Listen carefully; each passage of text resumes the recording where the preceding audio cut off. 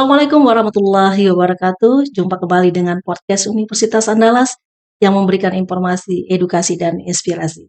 Pada kesempatan ini kita akan berbincang dengan Direktur Kerjasama dan Hilirisasi Riset Universitas Andalas terkait dengan bagaimana Universitas Andalas mengimplementasikan program dikti dalam hal ini World-Class University. Kita sapa terlebih dahulu. Selamat datang Pak Maki. Assalamualaikum. Waalaikumsalam warahmatullahi wabarakatuh. Terima Alhamdulillah kasih. ini kesekian kalinya Pak Maki Iya, ya. Alhamdulillah. alhamdulillah. Nah ini sangat eh, sangat berdekatan gitu Iya, atau apa yang sedang di Direktorat Pak Maki sekarang terkait dengan implementasi WCU ini. Nah sekarang katanya sudah berubah namanya jadi Equity ya Pak Maki betul, ya. betul. Nah mungkin kita perlu mendengar dulu nih Pak Maki Iya, bagaimana program ini baik. dilaksanakan di Universitas Andalas. Terima kasih banyak Ibu Ernita sebagai Ketua Universitas Andalas dan protokoler. Assalamualaikum warahmatullahi wabarakatuh. Jadi alhamdulillah kita baru saja mendapatkan hibah tahun kedua Bu untuk Mhm, peningkatan universitas mencapai perguruan tinggi bereputasi dunia.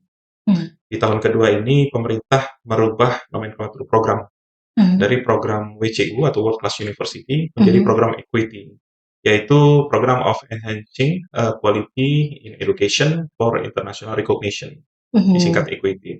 Adapun tujuan dari program itu sebenarnya sama-sama mengharapkan universitas yang sudah berstatus PTNBH mampu mhm, menggapai dalam tanda kutip 500 besar universitas yang diakui reputasinya di dunia ini.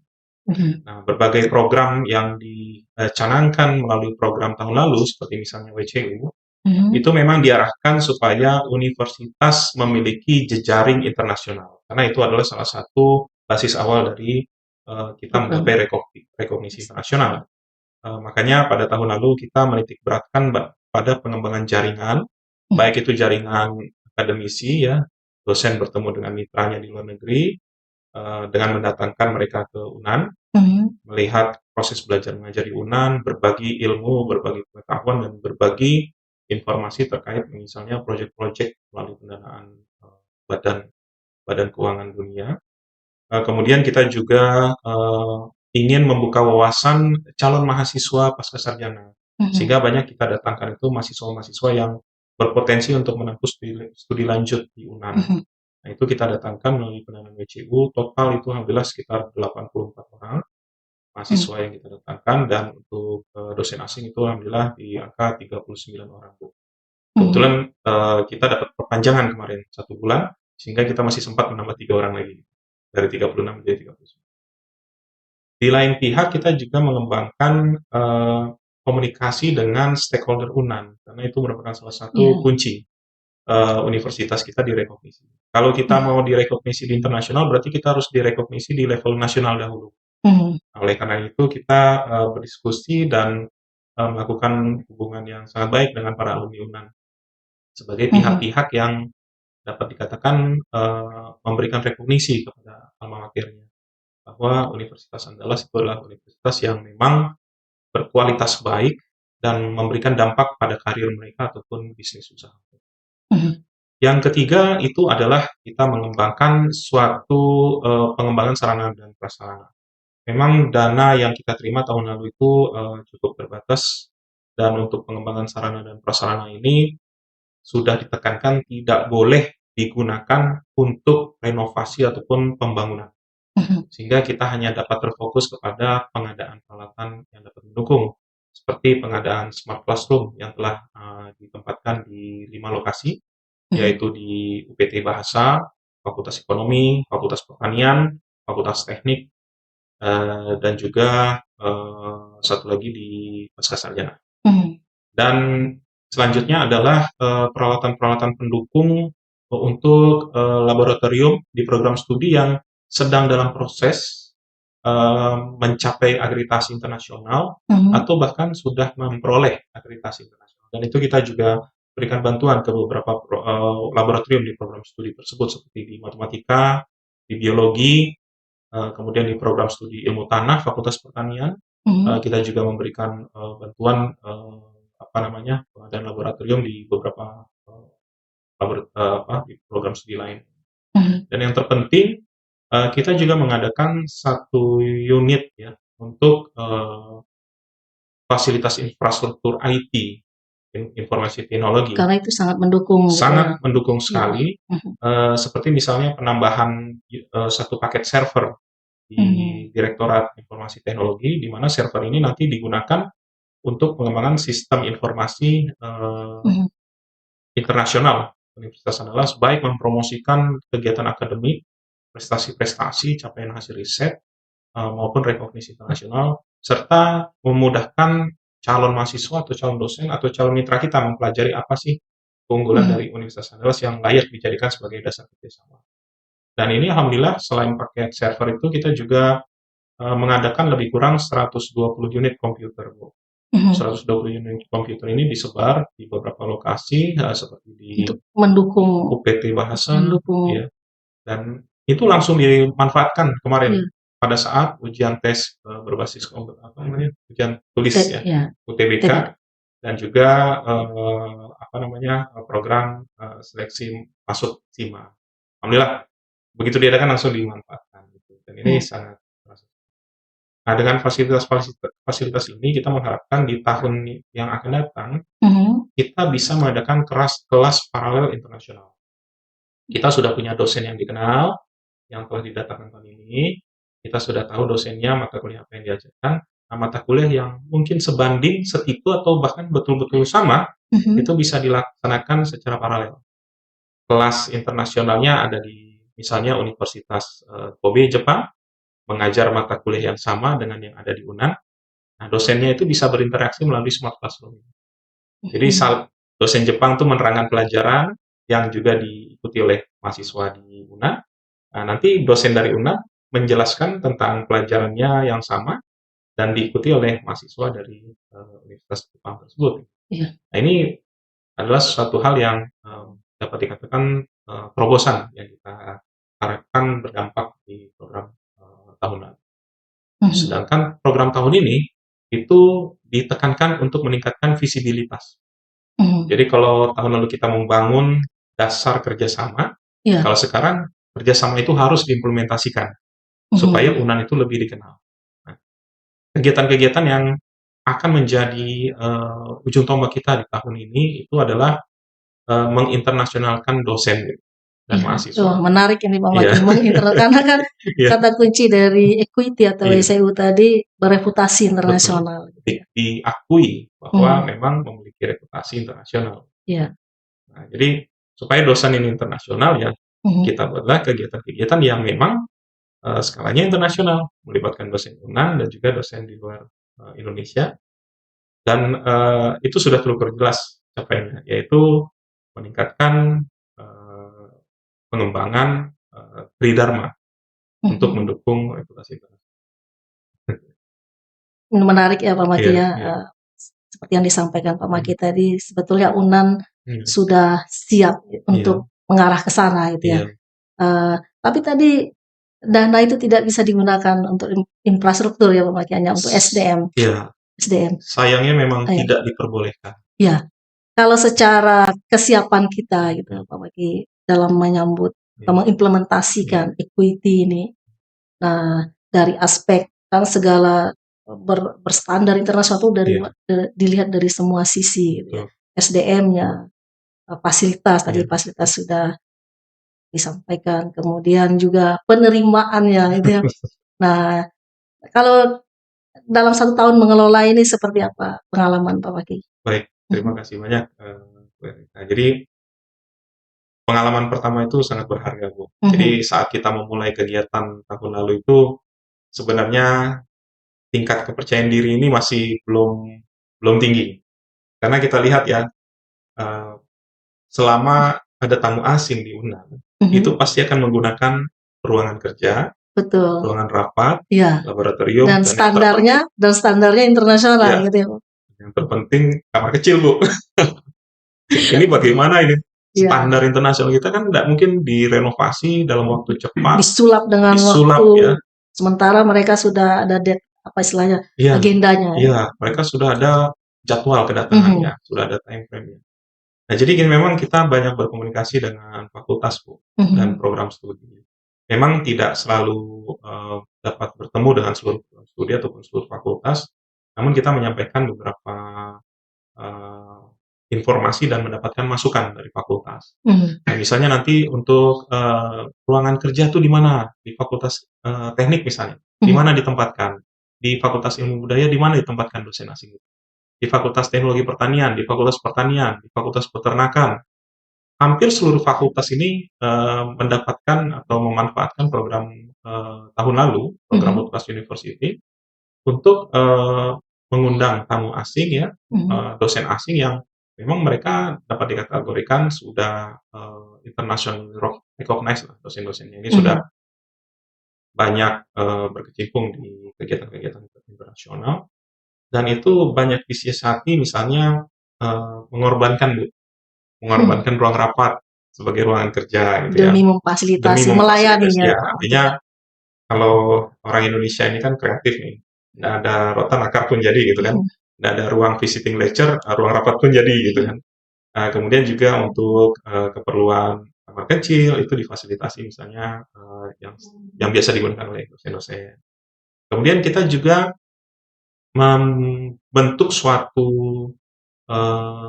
tim yang disebut dengan license officer ya, dan itu kita memanfaatkan mahasiswa UNAN yang memang memiliki kemampuan berbahasa Inggris yang baik, berkomunikasi yang baik, bahkan sebagian besar di antara mereka itu sudah punya pengalaman misalnya magang di luar negeri ya, dalam program IISMA. Jadi ada imbasnya ke Betul mahasiswa sekali. kita yang punya Mahasiswa. kompetensi Ya, di bahasa. betul. Dan ini akan melatih mereka berkomunikasi dan juga menjadi bridging antara tamu asing kita dengan staff, tamu asing kita dengan mahasiswa yang lain gitu. Karena bisa jadi tamu yang datang ini membutuhkan seperti bukan penerjemah tapi fasilitator untuk melakukan komunikasi ya. Karena bisa jadi mereka Pendamping lah ya, mereka memiliki keinginan tapi untuk pengungkapan yang dapat diterjemahkan dengan akurat dalam bahasa Indonesia itu tidak seluruhnya bisa gitu. Nah, karena itu license officer ini ya kita ucapkan terima kasih, itu luar biasa, mereka mendampingi itu dari pagi sampai sore ya, sampai pokoknya dijemput tamunya sampai di kampus, kemudian dipastikan kembali ke apa namanya tempat akomodasi. Dan kita sangat mengutamakan keselamatan peserta, kenyamanan dan keselamatan peserta. Jadi memang kita memberikan fasilitas yang boleh dikatakan ekstra lah kepada mereka. Kalau misalnya sebagai dosen asing yang diundang ke luar negeri, itu kan kita memang diberikan fasilitas akomodasi, ruangan kerja, dan juga misalnya kita diberikan oleh universitas pengundang sedikit remunerasi. Nah, tapi kalau untuk perjalanan itu biasanya mandiri kita kalau kita diundang di luar.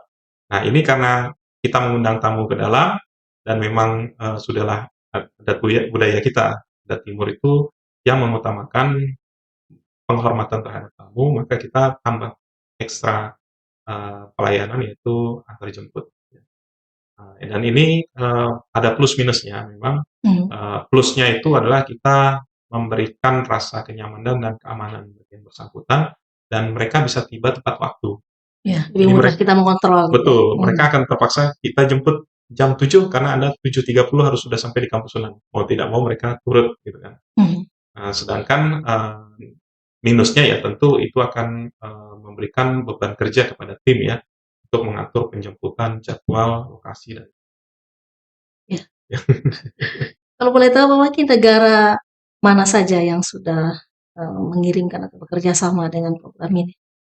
Ya, kalau lebih kurang itu Asia Pasifik, Amerika, dan bahkan ada Afrika ya. Ada Afrika itu kemarin dengan Fakultas Teknologi Informasi itu ada beberapa dosen asing, salah satunya dari Afrika. Kemudian dari Asia itu dari Hong Kong ya, dari ASEAN. Sudah banyak hampir. Betul. Target kita seluruh dunia gitu ya Pak Waki. Ya, kalau mudah-mudahan nanti kita variasikan lebih banyak lagi. Kemarin itu memang ada beberapa dosen dari Eropa yang berkeinginan hadir, namun ternyata tidak dapat karena izin. Jadi ada hambatan administrasi. Ya, jadi memang izin keluar mereka dan izin masuk ke sini pun itu harus disiapkan jauh-jauh hari Bu. Nah, yang lebih mudah makanya kita menyarankan kepada para ketua program studi, ketua departemen ataupun fakultas yang ingin memanfaatkan fasilitasi ini, mungkin dapat dipertimbangkan akademisi-akademisi top yang berasal dari negara yang memiliki kerjasama visa dengan Indonesia. Jadi Itu akan mereka lebih datang memudahkan. bisa on arrival. Iya. Dan mereka kan memang di sini tidak bekerja ya. Iya. Kita mengatakan mereka tidak bekerja tapi sebagai visiting. Karena kalau mereka bekerja itu tentu harus ada persyaratan lain yang harus kita penuhi, khususnya terkait dengan tenaga kerja. Jadi 1 tahun sudah dijalani ya Pak Maki ya, target kita bagaimana kita kerjasama sebanyak-banyaknya, dan tahun kedua ini bagaimana menyiapkan visibility tadi ya, menyiapkan dosen-dosen kita aware. Ini apa yang dilakukan oleh UNAN dan bagian kerjasama itu sendiri? Ya sebenarnya cukup banyak yang kami persiapkan ya Bu ya. Misalnya untuk tahun lalu itu mencari kandidat orang-orang yang dapat dikatakan masuk dalam kategori top scientist itu kan cukup banyak. Kemudian dari yang sekian banyak kami coba approach, itu ada sekitar 55 yang menyatakan bersedia datang. Namun dari 55 ini ternyata yang berhasil datang ke UNAN itu kan hampir 40 orang.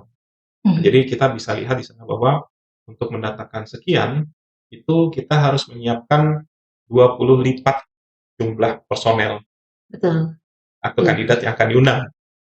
Jadi dari setiap 20 yang diundang, hanya 1 yang memenuhi undangan. Kan seperti itu. Nah ini menunjukkan bahwa UNAN itu belum menjadi daya tarik para dosen asing untuk datang.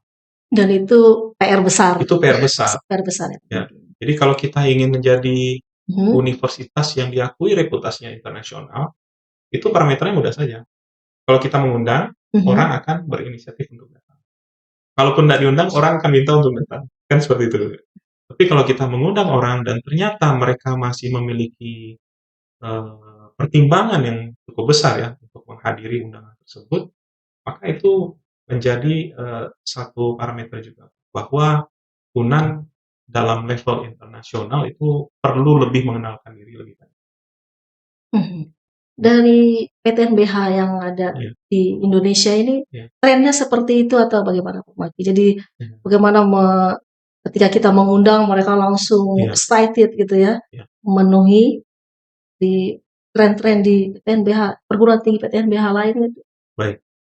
Kalau kita lihat Ibu, saat ini kan ada 21 ya. Dan tahun lalu itu baru 16 PTNBH. Karena ada 5 tahun baru. 5 tahun. Nah, kita melihat top 5 saja. Top 5 PTNBH yang masuk ke reputasi internasional, khususnya yang terekam di pemeringkatan QS. Itu kalau kita lihat level rekognisi mereka di angka 2 digit. Ya. Karena sistem pemeringkatan yang digunakan oleh Quackley Simon misalnya, itu kan berdasarkan survei. Dan mereka mensurvei 240.000 orang.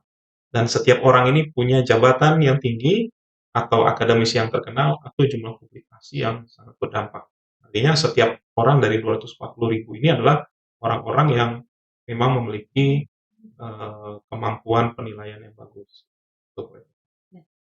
UNAN tahun lalu itu hanya dapat skor 5,3. 5,3 artinya dari 240.000 kita mungkin hanya di angka posisi kalau di angka bawah menengah atas. Sedangkan kalau top, tapi itu tantangannya. Tantangan Bu.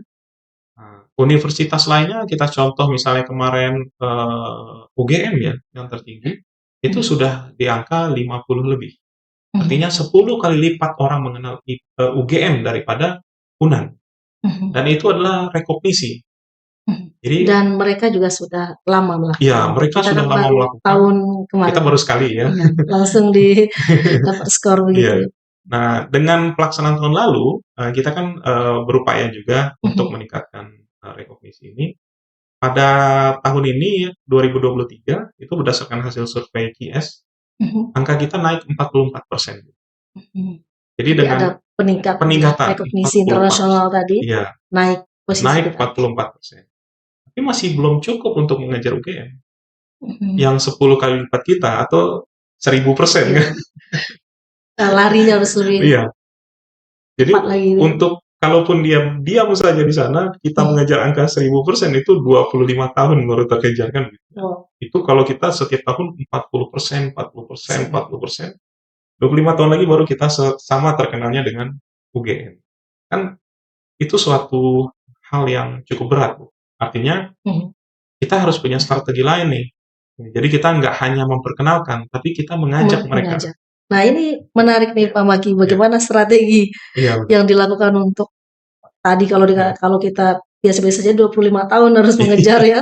Nah, sekarang bagaimana dengan 4 tahun Iya, kita bisa minimal kita diminati, itu kan iya, kata kuncinya ya Pak betul. Maki ya. Diminati untuk datang. Orang Direkognisi asing, lah iya, gitu kan. rekognisi. Direkognisi. Ya itu dapat kami katakan apa yang dilakukan tahun lalu itu sebenarnya foundation-nya, Bu, Iya, basisnya. betul. Karena gini, orang akan mau bekerja sama, orang Mhm, akan mau mengakui kita itu baik bila mereka sudah mengenal.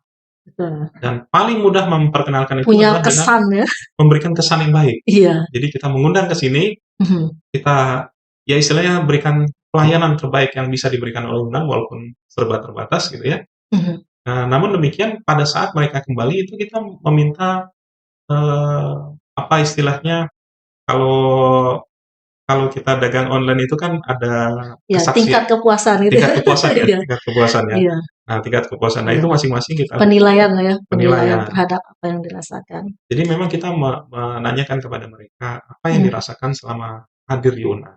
Dan rata-rata hasilnya Alhamdulillah responnya positif. positif, Iya, tapi minimal memang ya. mereka mengatakan Ada banyak. untuk menjadi world class university atau memiliki reputasi yang diakui tingkat global, Mhm, itu masih banyak hal-hal yang harus ya, disempurnakan. itu jadi input buat Itu kita input gitu. buat kita. Mhm, Dan dengan mengajak mereka datang, maka dosen yang kenal itu bukan satu dosen UNAN dengan satu dosen asing, tapi mhm, satu dosen asing mengenal satu fakultas, kan begitu. Karena mhm. kegiatan ini kan melibatkan fakultas dan Betul, iya. program studi. Nah, jadi kalau mau berkawan banyak gitu ya, eee, kita datangkan satu tamu, maka dapatlah silaturahim 20-30 dosen gitu kan.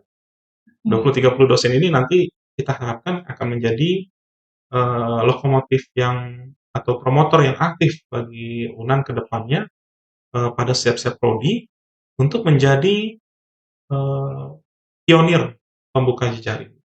Nah, mhm, misalnya kemarin ya kita datangkan dua orang pasca sarjana, dua orang dosen asing untuk sekolah pasca sarjana. mhm. Dan ini dari satu kegiatan saja misalnya ya dengan Prof. Simon dari Australia, Ya, itu kita dapat menghasilkan satu proposal project internasional yang melibatkan banyak dosen UNAN mhm, dan banyak dosen Australia iya. yang sebelumnya belum pernah ketemu Dan itu dan itu salah hanya dari satu satu kegiatan saja. iya, Nah, apalagi kalau apalagi ada kalau nanti 10. lebih banyak lagi kan. Mhm, Nah, jadi mungkin kita sudah memahami seperti apa mendatangkan dosen asing dalam skala masif ya. Memang dosen asing itu sudah banyak yang datang ke UNAN, tapi mhm, kan datang satu, iya. datang lagi satu. Nah, ini datang sekaligus banyak. Nah, ternyata seperti inilah pengelolaan yang perlu dihadapi. Kalau bisa target kita Pak Maki nanti mereka akan apply gitu ya, Iya, betul. untuk datang ke kita Betul. gitu ya, tanpa diundang gitu ya. Betul. Jadi Iya. harapannya kita menginformasikan kepada rekan-rekan dosen asing yang sudah datang kemarin, Mhm, kita ada program lagi lanjutan, mohon mhm, di-share kepada kolega Anda. Ini formulirnya dan silakan apply. Nah, pada saat apply kita punya strategi letter of consent. mhm, Artinya kita meminta kalau mereka apply program ini, mau memanfaatkan fasilitas yang diberikan oleh UNAN, mhm, mereka bersedia menjadi responden yang mendukung UNAN pada survei-survei pemeringkatan internasional mhm. dan memberikan dukungan bahwa UNAN itu dapat dikategorikan sebagai universitas bereputasi. Ya memang ada trade off lah di sana ya, memang uh, kan itu boleh ya kita promosikan ke mereka gitu. Iya. Kalau enggak kapan lagi orang Iya, mengenal UNAN? sekalian gitu ya Pak Maki ya. Iya, Iya, iya, ya iya. mudah-mudahan di tahun kedua kita lebih Siap, insyaallah. angka kita terus menaik gitu ya Pak Maki Insyaallah. ya. Nah, ini harapan nih Pak Iya, Maki karena program ini kan tidak bisa dikerjakan hanya satu betul, bidang kerjasama betul. saja, seluruh Seluruh unsur UNAN. gitu ya, baik di internal kita Iya. maupun eksternal Iya. kita. Seperti apa harapan dari Pak Maki ini selaku Iya. Direktur Kerjasama dan Hilirisasi Iya. Riset ini? Baik, terima kasih Bu.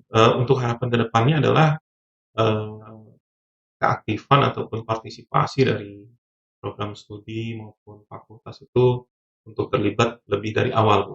Jadi kalau Mhm. kemarin itu kita memang baru pertama, kita Ibaratnya membuka membuka jalan tuh kita kan belum iya, tahu nih seperti iya. apa bentuknya, Nah, kapan dananya cair gitu kan, kalau seperti udah apa pengalaman pertanggungjawaban keuangan itu. iya. Nah, setelah kita mempelajari, nah insya Allah ke depannya kita sebelum dana masuk pun kita sudah melakukan sosialisasi dan Lebih siap lagi ya Pak menyampaikan di awal. bentuk-bentuk kegiatan yang akan didanai. Nah, ini harapannya nanti eh, tim World Class University UNAN itu hanya sebagai fasilitator. Jadi eksekutornya itu atau yang melaksanakan aktivitas itu ya sudah di fakultas maupun di program studi, Bu. Nah, mungkin kita hanya memberikan, oke, slot dananya misalnya untuk 10 kegiatan, silakan memasukkan proposal. Nah, dari misalnya seluruh fakultas yang memasukkan, berarti kita hanya tinggal menseleksi. Atau kalau memang ternyata ada 15 kota, ya udah masing-masing fakultas satu kegiatan. Silakan Iya. dirancang. Yang penting outputnya adalah indikator kinerja yang harus dicapai adalah sebagai berikut. Dan untuk itu bisa dimulai dari lebih dini persiapannya, sehingga nanti programnya bisa terlaksana lebih panjang, lebih fleksibel dan lebih mudah nanti untuk evaluasi kegiatan. Jadi dukungan, Iya, supporting, sinergitas ya Pak betul, Maki Bu. dari Iya. seluruh unsur. Iya. Nah, Dan keluarnya pun kita melakukan pendekatan pada jejaring kerjasama UNAN. Misalnya yang berada di dalam lingkup Uninet, jejaring kerjasama, jejaring universitas yang masuk dalam lingkungan National University Network Indonesia, NUNI. Dan juga ada jejaring kerjasama lainnya seperti PTNBH, Konsorsium Sumatera Plus, dan lain-lain. Nah, di sini kita bisa berbagi resource, Bu. Kami kemarin sudah mencoba dengan BINUS.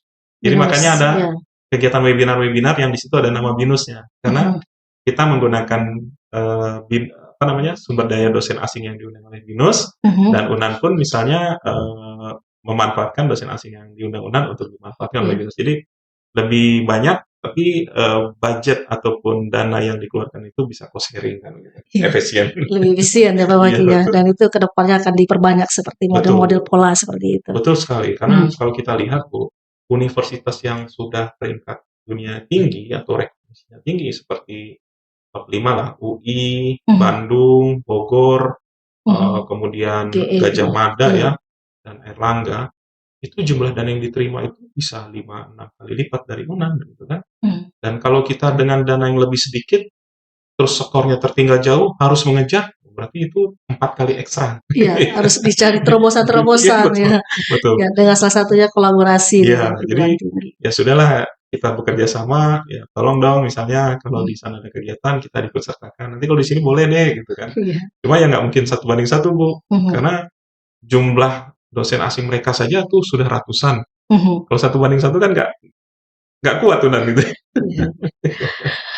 Baik Pak Maki, terima kasih atas bincang-bincangnya terkait bagaimana implementasi WCU ini di tahun kedua ya Pak Maki. Siap, insya Allah. Ya, Sudah berubah nama menjadi Equity. Equity di tahun kedua ini. Dan WCU tapi sama saja strukturnya ya. WCU itu adalah target World Class University. Jadi artinya nama boleh berubah, targetnya tetap sama. Direkomendasi oleh internasional. Baik, tadi kita sudah bincang-bincang dengan Direktur Kerjasama dan Hilirisasi Riset, Bapak Dr. Muhammad Maki. Mudah-mudahan di tahun kedua implementasi dari Equity atau WCU ini UNAN lebih maksimal lagi dan tentu akan bermanfaat untuk semua unsur, terutama untuk kejayaan bangsa. Demikianlah saya Ernita Arif, salam edukasi untuk kejayaan bangsa. Terima kasih.